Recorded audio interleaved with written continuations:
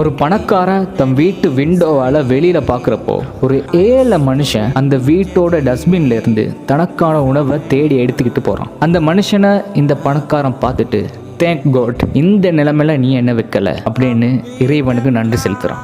அந்த ஏழை மனுஷன் ரோடால போகிறப்போ அந்த ஸ்ட்ரீட்டில் மிஸ்பிஹேவியர் பண்ணிக்கிட்டு இருக்கிற ஒரு மனுஷனை பார்க்குறான். அவனை பார்த்த இந்த ஏழை உடனே தேங்க் காட், என்ன நீ பைத்தியக்காரனா வைக்கலன்னு இறைவனுக்கு நன்றி செலுத்துகிறான். அப்படியே அந்த பைத்தியக்காரன் பின்னாடி திரும்பி பார்க்குறப்போ ஒரு ஆம்புலன்ஸில் ஒரு நோயாளியை ஏற்றிக்கிட்டு இருக்கிறாங்க. அந்த நேரத்தில் அந்த பைத்தியக்காரன், தேங்க் காட், என்ன நீ நோயாளி ஆக்கலை, ஆரோக்கியமாக வச்சிருக்கன்னு இறைவனுக்கு நன்றி செலுத்துகிறான். அப்படியே அந்த நோயாளி ஹாஸ்பிட்டலுக்கு போகிறப்போ மோச்சரிலிருந்து டெட் பாடிஸை எடுக்கிறாங்க. அதை இந்த நோயாளி பார்க்குறான். அப்புறம் அந்த நோயாளி உடனே, தேங்க் காட், என்ன இன்னும் உயிரோடு வச்சிருக்க, டெட் பாடி ஆக்கலன்னு இறைவனுக்கு நன்றி செலுத்துகிறான்.